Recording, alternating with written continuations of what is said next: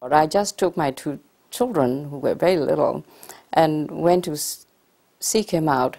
And one can imagine that, I'm taking those two little kids in a train and out in the middle of central part of Burma, 18 miles from nowhere, a huge Burmese monastery that nobody in my family had heard of. But anyway, when I stepped on the land, I started to realize that I did know this Sayadaw, this monk, extremely well. I hadn't even set my eyes on him, but there was a deep, deep connection, profound connection with him that I felt very safe and very joyful just to be there. And when I first set my eyes on him, it was like homecoming. It was as if I suddenly met my father or my grandfather and my original teacher. So that sense that this is my original teacher, my own guru, my karmic guru, was extremely strong. And that's how I started to follow his path. And a few days later also, there was a lot of realization which I've never had before in my life, because I was very happy practicing the mindfulness of Vipassana practice for 10 years, and I was very happy, very contented with it.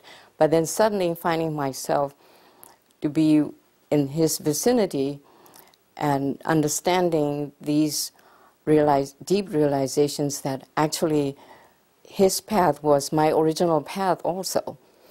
And I also realized that a new door is opening, a new chapter is opening.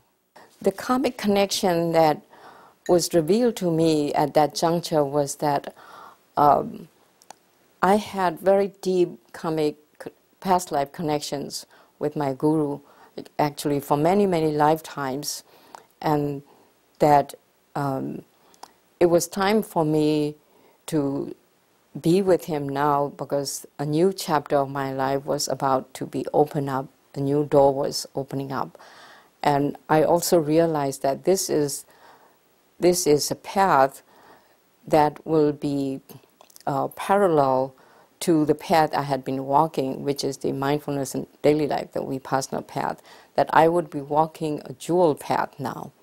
But to always keep in mind to myself that my original path is the samatha path. That's the only English translation I can think of is that it's a mystical path that myself and my guru had been in for many lifetimes. The mystical path lays the foundation. If I have to take it in a very general way, to explain it in a general way, if you take a community like Burma, for example, there's a book by Professor Winston King called 4,000 Lives Away. He described the Burmese community as a spiral, that the base, the huge base, is what he called the pagoda culture, people dealing with. That's before I met my Sayadaws. I was this pagoda, part of that pagoda going crowd.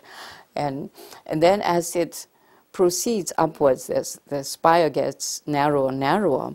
The central section, middle section, he likened to the scholars, the monks and lay people who are involved in keeping the scripture alive and propagating and so on. And it is at the very tip that the highest practice, practitioners, the Vipassana path, the Satipatthana path, and these are the serious meditators.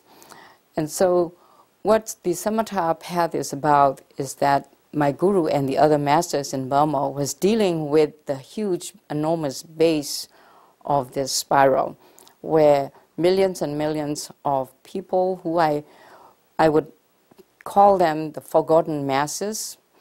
And so the work that brought the memory of why I got so involved in my guru's work was when I went to his monastery. I saw that more than half of the monastery were people, recovered alcoholics, ex-witches. They were very poor derelicts, people who were really the lowest, strata of society, and he was taking care of all of them. And as his story unfolded to me, I found that he was actually casting a huge net, to bring in what I would call the forgotten masses into the fold of the Dharma. And so he was teaching very simple teachings and practices like the 5 precepts, no alcohol, no red meat, just stay with simple meditation practices like metta meditation, some mantras, and those are the things that those people could cope with. Over time, the villagers became much more in tune with the Dharma, and the crime rate went down, the violence abated. They started to develop this calm and peacefulness, which wasn't there before. And then this kind of trend started to spread outwards to other districts in central Burma. So much so that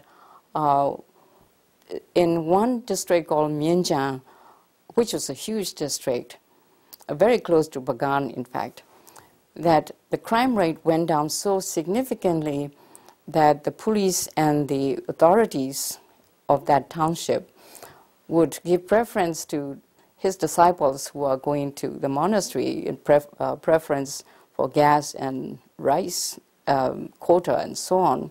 So he was allowing a lot of people who have been led astray and bringing them into the fold of the Dharma and giving them a chance to live a life of dignity, to live a life that's of service, rather than the self-serving, violence, harmful things that they have been doing.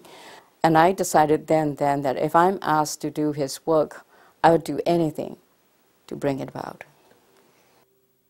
Dr. Tintin's teacher was one of the foremost samatha masters in Burma, who lovingly gave spiritual guidance to thousands of devotees. The most outstanding feature of his life's work is the success of Se Tai Win Monastery in Burma.